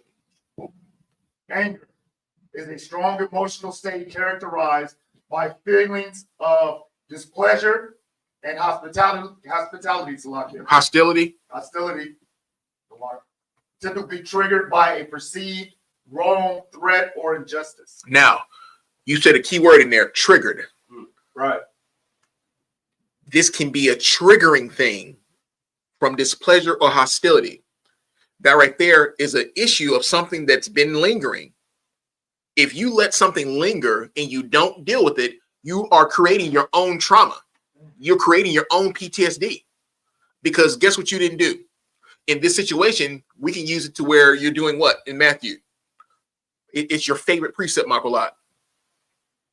18 to what is it? Read it. Come. This is the book of Matthew, chapter 18, 18 and 15, slightly, sir. The book of Matthew, chapter 18, verse 15. Moreover, if thy brother shall trespass against thee, go and tell him his fault between thee and him alone. If he shall hear thee, thou hast gained thy brother. Now think about that. In this sense right here, when you're talking about that anger, that strong feeling of displeasure or hostility, I'm using the example to bring out the precept of Matthew. What is it? 1 and 15? 18 and 15. Matthew 18 and 15. Because you didn't go to the brother or the sister with the issue that you had, with the alt that you had with him. What that then did was it created a thought process that you had, and now you honed in on that thought. Because you don't deal with it right then and there, now it can grow. Because what happens is you go down the rabbit hole of critiquing everything that brother or sister does. And while you're critiquing everything that they do, you're starting to grow more and more angry, more and more hostile towards them, more and more of a displeasure, more and more of an annoyance. All of these are things that are in the description of what anger is, because you didn't properly deal with it. So what it does is it creates trauma within your mind. It creates a PTSD. And then what happens is that brother might say something and boom, you're triggered. And then you go off because you didn't deal with it like you were supposed to. Right. So now you're looking at all these trauma responses and you have to learn how to deal with them. So it is very easy for us to have PTSD. Right. It's extremely easy because we have to have the tools in order to deal with it. If we don't have those tools, we're going to be susceptible to our intrusive thoughts all the time. Right. Whatever we want to think about, we're going to think about it. Whatever we want to do, we're going to do it. Right. But we have to stop for a moment and think to ourselves. And what happens when we do that? What happens or why? I'm going to tell you. Compassion. Compassion makes you understand how to go to war against the lies of the oppressor, the lies of Christianity, the lies that Satan pours into you. Compassion. And here's why I say that. I can see my brother or sister out on the street, and I'm not thinking because they're in that situation, oh, I bet that nigga was doing drugs. I bet he's a drunk. That's why he's out there. That's not compassion. Compassion is looking at him going, that could have been me, but the Lord spared me from it. What can I do to make sure that this brother eats? What can I do to give this brother peace of mind? What can I do to show this brother he's not alone? Compassion can defeat PTSD. Taking the time to talk to your brother or sister to see what is going on with them. My job as a priest is to love my brothers and sisters, to forgive my brothers and sisters. But also what I do is I pay very close attention to my brothers and sisters. I watch and I look and I learn, because the scripture says to know those that you labor amongst. So yes, those brothers that I'm working with, I'm learning who they are. But guess what I'm also doing? I'm paying attention to them because I want to be able to see what they're going through. So guess what? If they're dealing with a traumatic experience, if they have some trauma that's on their mind, and I gauge it or I see it, I can go to them like, brother, YAHANNA or sister YAHANNA, because I'm there with them. I'm there carrying a burden with them. That compassion, because I love my brother, because of brotherhood. Right. I'm seeing what they're going through, and I'm going to them saying, you know what? You're not alone. Right. I'm a war with you with this. That's why brothers who have paid attention. Now, you all haven't heard me say this, but Michael Lott has. When I say go to war with your demons so you can go to war with your brothers. You have to be able to go to war with the shit that's destroying you, that's trying to eat at you. Go to war with it so you can go to war with your brothers, because your brothers need you. Right. So war against those demons, war against the things that have happened in your past that are designed to stop you from moving. War with that. That's what I have to do every single day. War against things that are designed to stop me from moving. Right. Because once again, the battle is here. Now, I want to ask this question. What is sadness? Mr. Lottie, sir. And while the brother getting that, 2 points I want to bring up, point I want to bring out, we just saying about the sugar, right? Mhm. Because it just goes into the show like how most of the world, especially in the Christian world, what I mean, dealing with PTSD. Because even though they turned their word, tried to coin the word trigger into like, you know, part of the lingo, you hear all the podcasts talking about some, oh, trigger, this and that. Not realizing that these triggers that y'all talking about, you looking at each other as if we are, like, especially when it's a relationship. It's like, we looking at it like we're the one triggered, but it go back to, like you say, the root. Christianity has caused that PTSD that we take out on each other. So Absolutely. I know exactly what you're saying. It is. That's where the blame is. Because where we thought we were getting the help from, it was actually making it worse. Right. There was no type of help with Christianity at all. Nothing that it did for us. Now, you get that definition, brother? Calm. The definition of sadness is an emotional state of unhappiness, often triggered by a loss, disappointment, or other negative events. Absolutely. So I'll take it a little bit further because it has some more definition to it. It's an emotional pain, and it's characterized, as you said, by feelings, disadvantage of loss, despair, grief, helplessness, disappointment, and sorrow. That's what sadness is. Those are things that can trigger you. Those are things that can be PTSD. Because if you haven't dealt with the death, and it lingers, it makes you fearful.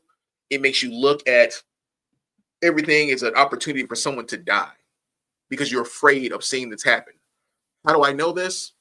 When I came into the school, I was a young brother, and I still am. I've only been in the school for 5 years. I was a young brother, and what happened was I'm very close with my father, and I would think to myself, I don't want to lose him. I would think about losing my dad all the time. And it was to the point to where I was constantly thinking about it. Like Satan was going, I'm going to compound this and just boom, boom, boom, just beat you with it. So I went to my camp leader and I told him, he said, I'm going to get you counsel. So I spoke with General Hyman. General Hyman, Yahweh Shai for him, because he is the counselor for all of Israel. And what the Lord is imparted upon him is a wisdom and an understanding of how we think and how we're supposed to move. And he'll break it down to you in a way that not only will you hear it in that day, but you will think about it in weeks to come. It'll be something that you're unlayering like an onion or like a cat. And I'm going to use this right here, a cat with a ball of yarn. It's layers to it until you get all the way to the center of it. But what he tells you is something that is going to give you life. So what he shared with me was, he asked me, when I was thinking about these things about losing my father, he said, well, where do you live? And I told him, I'm back living at home with my mother and father. I live with my parents. So he said, that bedroom, you've been in that bedroom, since you've been here. Yes. And when he was telling me about my bedroom, I was like, why would he ask me about my bedroom? Why would he ask me about where I've lived? I wasn't quite putting it together. He then said to me, he said, you have been in your bedroom as a child. You've grown up in that same bedroom, in that same home. And what you've done is you watched your father once be strong. And now you're watching him now get older and he's getting weaker. So you've seen the progression of him being strong, going into weakness. And you understand that you'll go back to what you came from. So understanding that the natural progression is death. So at some point, one day, my father is going to die. One day that's going to happen to my father. One day it's going to happen to my mother. Those things are going to happen. And he said to me, he goes, what is the natural order of things? Are you supposed to go before your father, or is he supposed to go before you? To Vincent, going to what you were talking about. It's a different circumstance, but in the same sense, my father is supposed to go before me because he's my father. The natural progression of things is that he would die, then I would die. I can't be afraid of that death. I have to understand that I've been raised in this truth. Now I'm a man. Now I'm strong. Now I have to understand that here's what comes with living. Death comes with living. But to know that he will return, to know that my mother will return, to know that in death we come back, that all of Israel shall be saved, that we will all come back. So I had to grasp these things and understand that he said, as I'm looking at it, I'm watching the natural progression of him go from strong to weak. And over time, I got to see that. Now, if I wasn't at home, I wouldn't see all these things, but I'm watching him. I'm watching the summers get shorter. They went from these summers, and as he gets older, the summers are getting shorter. The summers are getting shorter. The summers are getting shorter until there's no more summers. I had to recognize these things that one day it would happen. But while I live, I'm going to make sure that I honor my mother and my father. I'm going to make sure that I go to war with the things that no one taught them, that the goddamn Christian church didn't give them the opportunity to have. My parents have been Christians and been living in the church for 60 some odd years and haven't been taught anything of this truth right here. I'm in that house with my mother and father, and they have been shown mercy and grace because of me, because there's a priest who lives in that house with them. And because of that, the Lord has given them mercy, shown them mercy, given them extended time. Because I've been there to share with them these truths, to say, look, you don't need to be at that church. You don't need to celebrate these holidays. There's a God that loves you. And what he wants you to do is this: serve him. Get out of the ways that you've been living. Come out of her. Come out of the traumatic experiences that create the PTSD that you're experiencing every single day as a Christian. If you are a Christian, you 100% have PTSD. Right. 100%. There's no doubt about it. Because they haven't given you the tools to live. They haven't told you what it is that you need to do in order to survive. The Christian church doesn't tell you how to deal with having these thought processes of death. Haven't told you how to deal with these thought processes of sadness and anger. They'll say, you know what? We just going to pray about it. We're going to get our prayer warriors together. Fuck your prayer warriors. Lock you. Because the scripture says that he doesn't hear the prayer of sinners, but he does hear of the prayers of a righteous man. And the prayers of a righteous man do what? Availeth much. I want you to understand that. When you want to have prayer, come to the men of the I.S.U.P.K. The Lord will hear their prayers. He will hear our prayers. He will hear my prayers. He will hear the men of the I.S.U.P.K's prayers, the sisters of the I.S.U.P.K's prayers. If you want to come out of this that you're in, humble yourself. Reach out to the I.S.U.P.K. wherever you are, whatever state you live in. There's an I.S.U.P.K. there. Right. Seek the Lord now while he yet may be found. Because there's going to be a day when you might not be able to find him. You might not have the opportunity to. You might be running to those street corners and don't see us on those street corners. And you're going to be wishing, damn, you know, I remember they were telling the truth. They said this. I heard that brother saying that on the street corner. And now I can't find them. Where they at? You better get to them. Go ahead, Warren. If I may, can I come out of her, my people? Absolutely. Come. Book of Revelation, chapter 18, verse 4. And I heard another voice from heaven saying, come out of her, my people, that ye be not partakers of her sins, and that ye receive not her plagues. That's right. Come out of her, my people. If you're Black, Hispanic, or Native Indian, come out of the Christian church. Come out of the Baptist church. Come out of the Pentecostal church. Come out of the Catholic church. Come out of being a Muslim. Come out of her. Right. Come out of doing all these manners of disgustingness and abominations, right, and come into this truth. Come out of her. Come out of celebrating. What is this abominable shit that we're about to celebrate on November, 27th? Whatever it is, on November Thanksgiving. Right. On Thanksgiving Day. Come out of her. You don't want ham and turkey that goddamn bad. Right.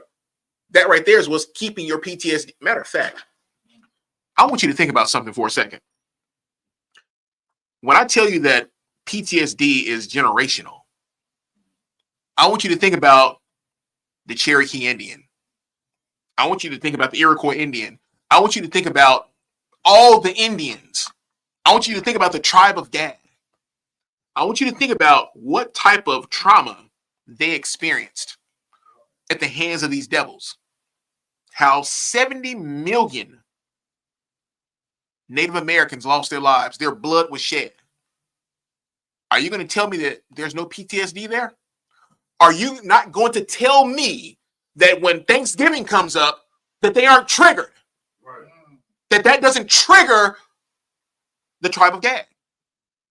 It's something that they see that they know our people were destroyed because of these devils, and they celebrated it and gave thanks for it. And we put it in their face every goddamn year. Right. You think that that's not trauma? You think that that's not PTSD?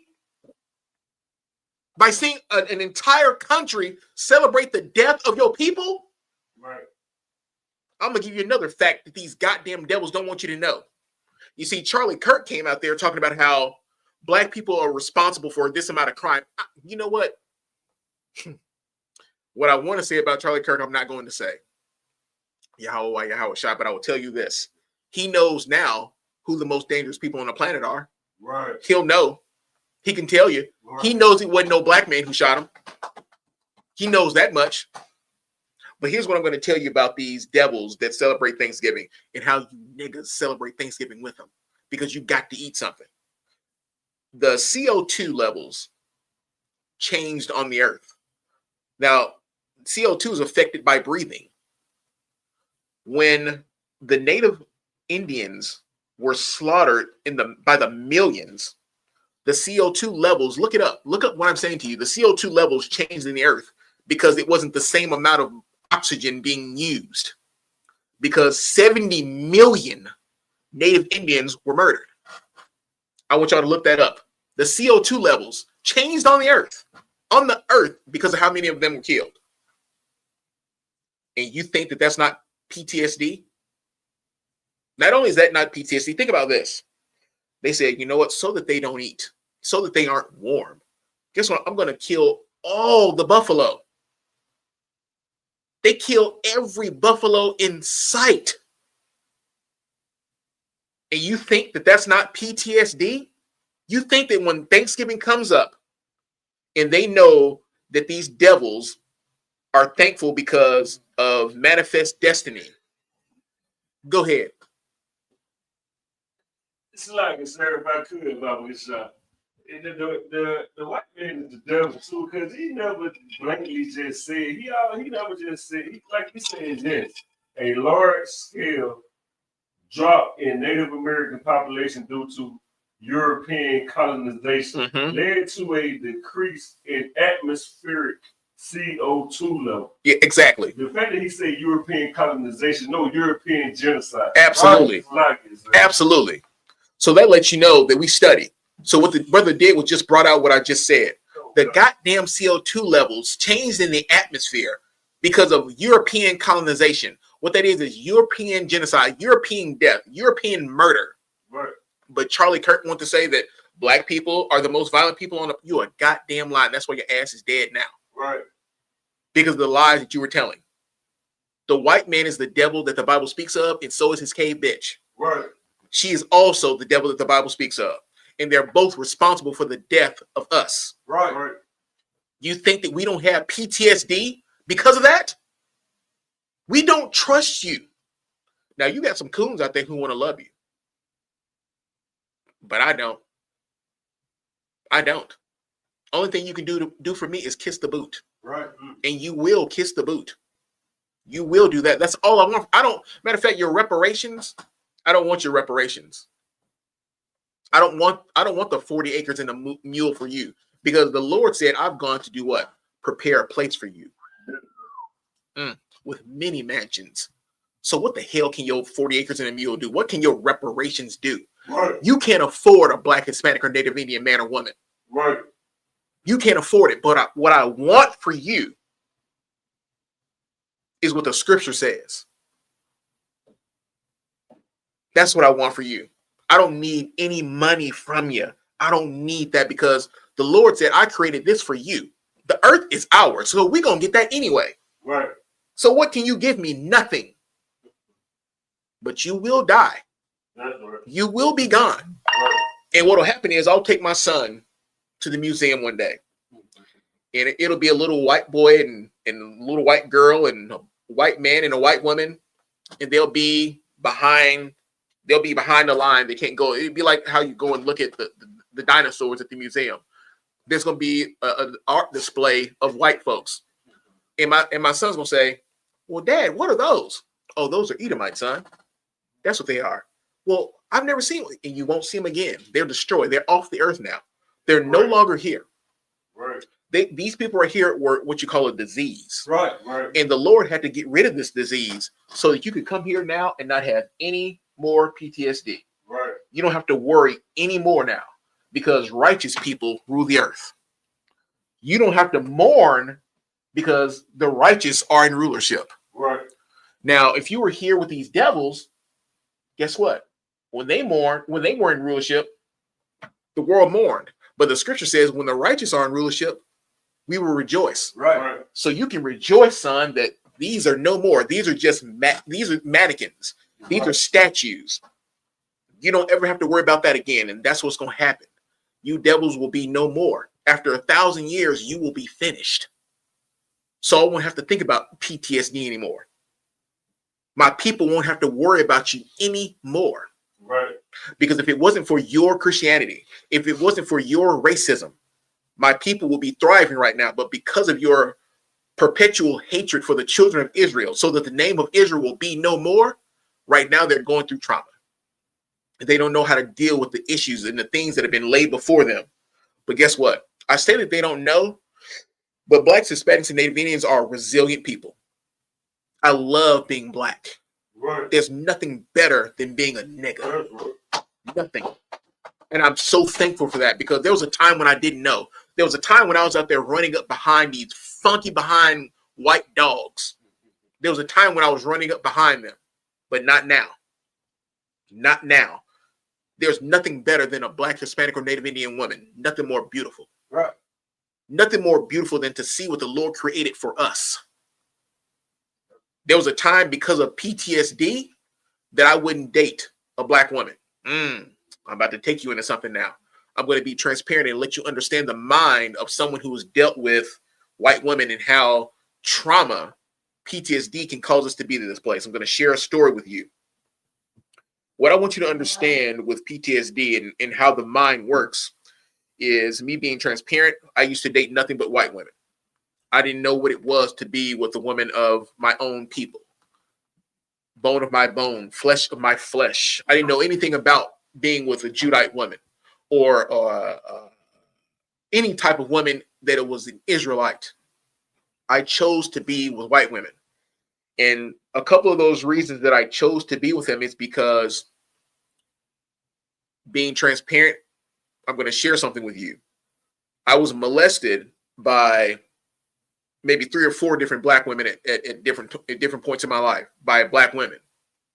I would go and be babysat, and it might be a girl that was there. She might have been 15 or 16 years old and would take me into her basement, and she would do this, the old saying. You all may not know what this saying is, but they'd say, "I'll show you mine if you show me yours." That's how it started. And I would hear that from this girl. And she would take me into her basement, and then she would bring her friend over and then tell them to do the same thing, say the same thing to me. There was no supervision, no nothing. And these girls would touch me. They would make me do things to them. But not only did I experience that while I was being babysat, then I went to a location once where my mother was getting her hair done. And the daughters that were there, I didn't know them, but it was some young people like me. So we're playing in the room, and they want to take me into the closet. While we're in the closet, what do they want to do? I'll show you mine if you show me yours. So this becomes something that I'm experiencing amongst girls that are older than me, but also I'm experiencing it with Black girls. That continue to happen 2 or 3 more times, and some of them would be much older. Me knowing what I know now, I didn't know what I knew then. But knowing what I know now, that right there played a role because I knew that something was wrong with it, but I didn't know how to articulate it or truly know how to grasp what was happening. So because of that, I grew this fondness towards white women when I started to see them. But not only that, that's only one trauma response. The other trauma response was, as I was growing up, you're growing up as a kid, you're goofy looking, you're still developing. They'd always call me bubble lips and say, you got big lips. Well, niggas have big lips, but they would call me bubble lips. I had to grow into my mouth because I was little, but I guess I had big lips. But guess what? I would hear Black girls always talking about, look at him, he got big lips. And a girl even made a song up about it on the bus. I can't even remember how it goes, but I knew she made a song up about my lips. And guess what? Everybody on the bus started singing the hook. I know it was a hook now, but everybody on the bus was singing what she was saying, and they sang it all the way home until I got off the bus. That right there was also a traumatic experience. And guess what? Guess who was doing it? Black women making fun of my lips. Then there was another situation that happened. I don't want to get too heavy into it, but here's what I want you to understand. I used to get beat. I got my ass whooped. Beat. It wasn't a whooping. It was, I'm going to bring out the extension cord, but not just the extension cord. Whatever tool was there, whatever thing could be used, it was used by a black woman, by my mother. And I love my mother. But yes, my mother beat my ass. Now, people got punished, but then there were things that could go too far. So I'm experiencing being molested by a black woman. I'm experiencing being made fun of by a black woman. I'm experiencing having my ass beat by a black woman. So all those things were things that stayed in the back of my mind. And when I became older, and then I was brought into a situation where I was around white women, and the white women didn't make fun of my lips. The white woman didn't beat my ass. The white woman didn't molest me. So guess what I did? I looked to the white woman thinking, that's what I want. I didn't know that because of these traumatic experiences is the reason why I was choosing them. But because of those traumatic experiences, it also taught me to do what? Hate myself. Because it was people who looked just like me doing what they were doing to me.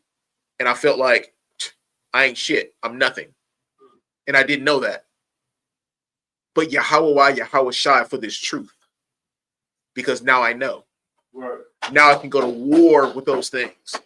Now when I see my brothers and my sisters, now when I see a black woman, I see something so beautiful. Right. Something so magnificent that the Lord made for me. Right. I understand now that here's what I have for you, son. I see that now. I can look at myself and know, dang, the Lord made that for me. That looks like me. That feels like me. That sounds like me. So now all the trauma responses of when I'm seeing something, I can see the beauty in it. When I'm hearing her voice, I can hear the beauty in it. Right. When I'm smelling her, I can smell the beauty in it. Right. So no longer do I have to deal with the trauma of the things that reminded me of when I was molested by a black girl, of the things that reminded me of when I was made fun of by a black girl, of the things that reminded me of when I was having my ass whooped by a black woman, my mother. I want you to understand this. I love my mother and I forgive my mother. Because guess what? She experienced some things. She experienced some trauma. And because of her trauma, she responded to me in a certain type of way. Right. The truth helped me to see these things. I didn't see that before the truth. Right. I didn't understand those things before the truth, but I understand it now. So now I can go to war for my people. And guess what that birthed in me? That birthed in me an abundant amount of compassion, which is what I said is needed to destroy PTSD. You have to have that compassion for your people. Right. And understand that I don't blame you to my mother. I don't blame you to the girls who made fun of me. I don't blame you to the girls that molested. I don't blame you. Because guess what? These things were done to you. Guess what? There was no Christian church to teach you shit. It taught you a lie. Right. So because you weren't taught the truth, why would I expect you to respond or treat me in truth? Why? But now I know why you've been hurt. Now I know why you've done the things you've done. Now the Lord has said, you are now a priest. You are now mine. Go to war for the things that have been done to you. So that's why I'm talking to my brothers in here right now. I love each and every brother that's in here. I love all of my people because I know the things that happen in our mind. I know the things that we war with every single day. I know that Satan is a very, very powerful angel. And what he does is he hides and he waits. Are you worthy of this truth? Can you go to war for the things that you need to go to war for with all this that's happened to you? Why don't you just use this as an excuse to go and hate black women? Right. That's what I want you to do. Hate your people. But I don't. Because of the things that have been done to me, I love my people even more. Because of what's been done to me, I love black women even more because we have experienced trauma together. We have gone through so much hurt and turmoil together. Now it's time for me to go to war against the lies that have been told. It's time for me to go to war for young man Jay. It's time for me to go to war for young man Tevin. It's time for me to go to war for Officer Makwalat.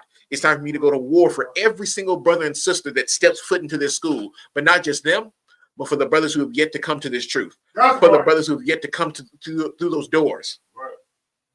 That is what is my job to do. So I owe it to my brothers and sisters to go to war with those demons so I can go to war with those brothers. And with that said, I'm going to do a part 2 of this class because there's so much more that I can bring out. But I'm going to end the class and pass it over to mighty priest and prophet, Officer 50 Makwalat.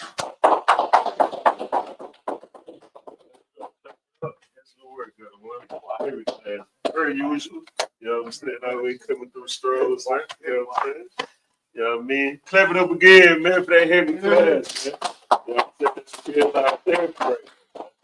So you're not gonna get that in the Christian church. You're not gonna find another place where you can learn the truth about the Lord and also get the mental health and therapy that you need, man. Right. You know what I'm saying? These are ISUPK security announcements. We are the ISUPK, started out of 1 West 125th Street, Harlem, New York. Rule for new brother and sister. When a new brother and sister come into the school, they're off limit for 6 months. They are to be saluted only. They're here to save themselves of the world. If they need transportation, the teacher will arrange it. After 6 months, if a brother or sister has an interest in a particular person, he or she must get permission from the head to speak to a brother or sister. There's another 6 months in which the brother and sister will court each other. After these 6 months, the brother and sister will get permission from the head to marry. Tithes, which is a commandment, you can find in the book of Numbers, chapter 18, verse 21. Also, Malachi, chapter 3, verse 8 through 10. My Ishra, which means 10%. Which means 10. That's 10% of every penny of any increase the Lord give you, get to the church department or teacher. Priest fund, free will offering for priests. It's not mandatory, but whatever sort of amount you would like. Upcoming holy convocation, we've got the Feast of Dedication coming up Sunday, December the 14th. Don't stress about White Christmas. Just mark your calendar and be in here for your holiday, your holy day, black man, Hispanic man, Native Indian man. You know what I'm saying? Aki and Aquathan will check the bulletin board in the back, any events we got going on, anything we taking over in the city. If any brother wants to be a troop in the school, start wearing all black. It's like your all black boots, shirt, pants, headband, scarf. Clap it up for the young men. You know what I mean? Always glorious to all black, man. You know what I'm saying? They ain't just talking about the depression, they got the spirit of, you know what I'm saying? With that, we're going to give a courteous salute to the brothers, men of Israel. I.S.U.P.K, Shabbat, I.S.U.P.K, Barak, Yahweh, and what we just said, may the Most High bless you in the name of Christ. Y'all, your Matai hands down, give a courteous salute to the sisters online. I.S.U.P.K, Shabbat, I.S.U.P.K, Barak, Yahweh, and what we just said, may the Most High watch over you in the name of Christ. Salaki. Y'all, your Matai hands down, class dismissed.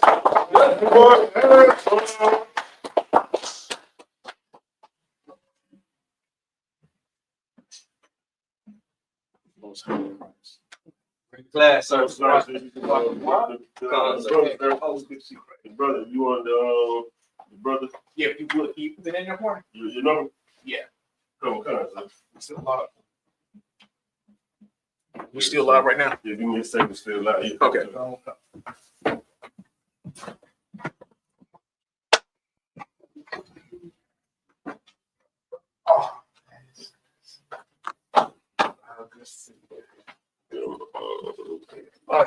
Still live. Yeah, come on, cuz I can need on here then.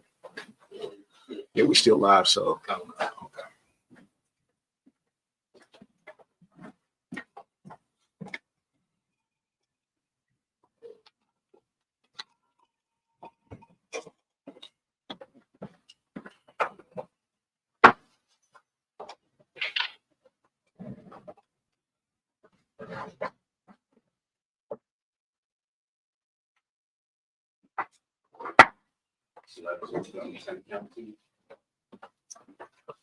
It's fine.